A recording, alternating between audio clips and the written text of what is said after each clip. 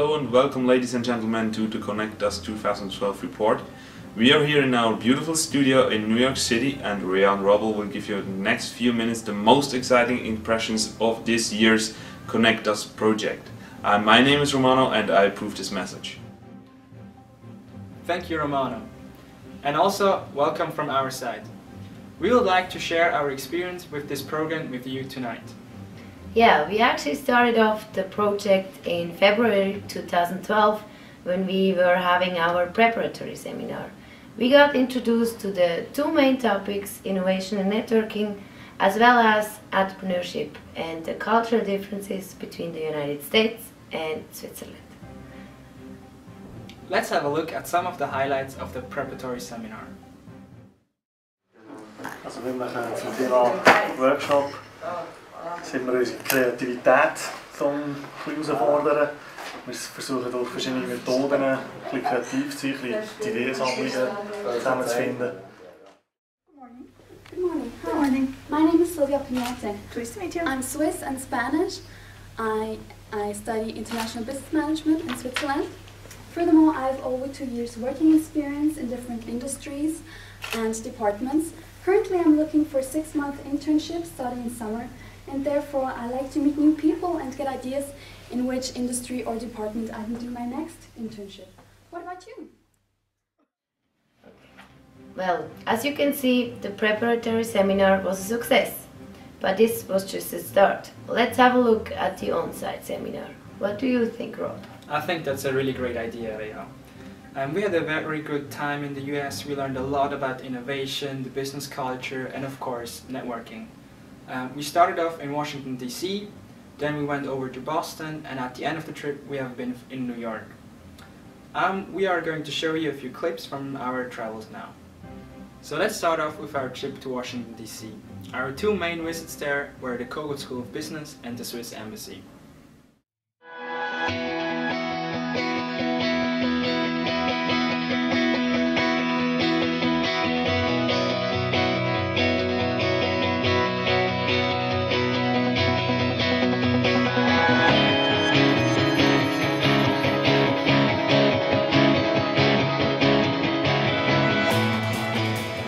Ja, und ich finde Deutsch sehr schön. Seit ich ein Kind war, habe ich immer gedacht, dass Deutsch sehr schön war. Also ja, und alle Personen gucken mich so an. Deswegen, ja, du findest Deutsch schön? Afterwards, we went to Boston. There, the program was organized by Swissnex. Our highlights there have been MIT, Harvard, and the Cambridge Innovation Center. Let's see some clips from there.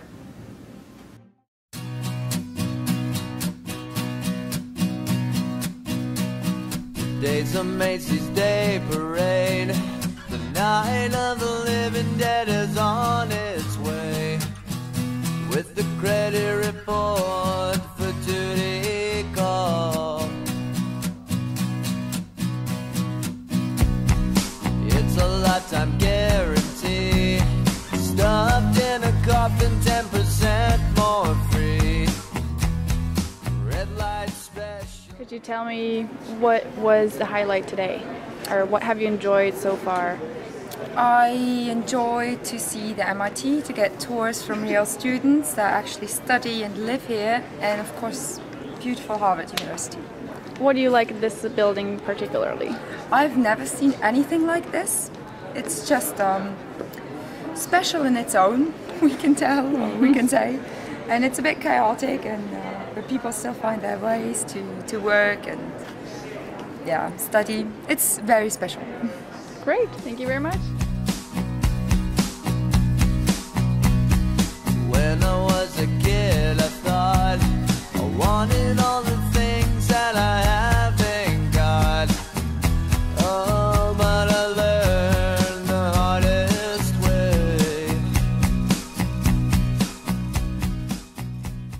So my name is Christoph Dumoulin. I'm a postdoc here at Harvard at the chemistry department in the lab of David Liu. We are working on developing new technologies at the interface of chemistry and biology. I would say the difference between Switzerland and the United States in terms of innovation is that the culture in the United States is always to be top in innovation. You that's how you get brought up. Everyone wants to be the most creative, the most innovative person, whereas in Switzerland you might care a little bit more about the actual functionality of what you're doing. So you might care less if what you're doing is if you're the first person doing what you're doing, but you care more if it works. And here you clearly care more about, you want to be the first one doing it, and you are willing to sacrifice a lot.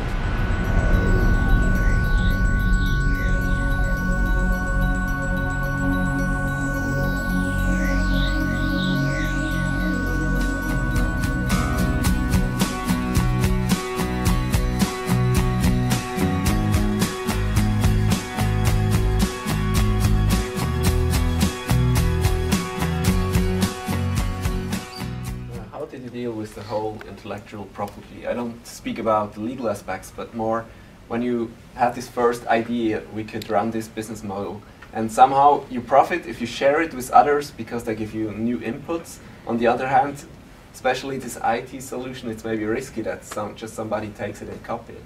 So how did you deal with that? I think that those are some of the questions that we're facing right now ourselves, right? I mean, a lot of the research is published out there from their work.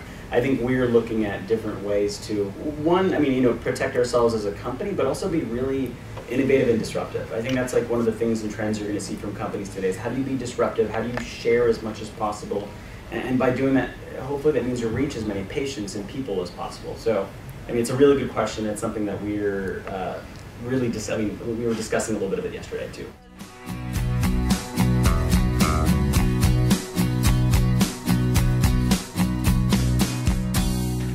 Last but definitely not least, we visited New York. There we have seen the United Nations headquarters, the Nasdaq Stock Exchange, and we have been to companies such as Axion. We're going to show you a couple of clips from there as well.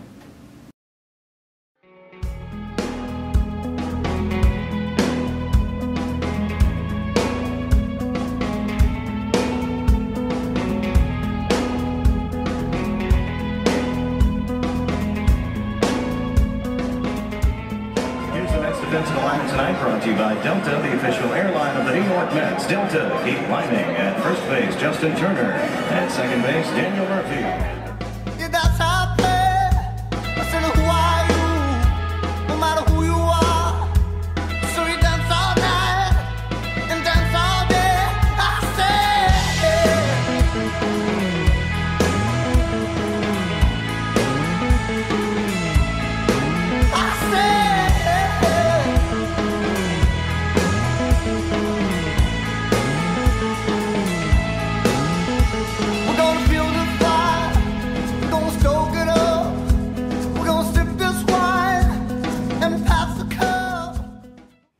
Ja, ich rede über den Global Compact. Matthias Stausbeck, der Johann Eschlimann hat es schon angedeutet. Ich arbeite in der Corporate Sustainability Initiative der Vereinten Nationen.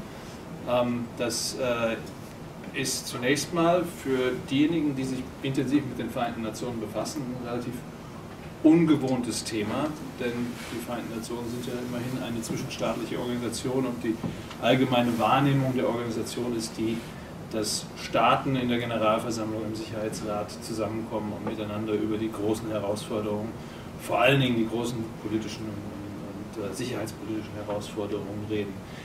Da hat der Privatsektor, da hat die Wirtschaft nicht unbedingt so eine direkte Rolle. So scheint es zumindest und so war es tatsächlich auch für viele, viele Jahrzehnte. Aber irgendwann in dieser mittlerweile mehr als 60-jährigen Geschichte der Vereinten Nationen hat es ein gewisses Umdenken gegeben. Und es ging um die Frage, wie können wir eigentlich globale Herausforderungen, die wichtigen Themen unserer Zeit, nicht nur sicherheitspolitische Fragen, sondern wie können wir diese Herausforderungen effektiv angehen und welche anderen Akteure, gesellschaftlichen Akteure, könnten da eine wichtige Rolle spielen. Thank you very much for being with us tonight. We hope we could forward the great experience to you and get you interested for the project connectUS of next year. We want you!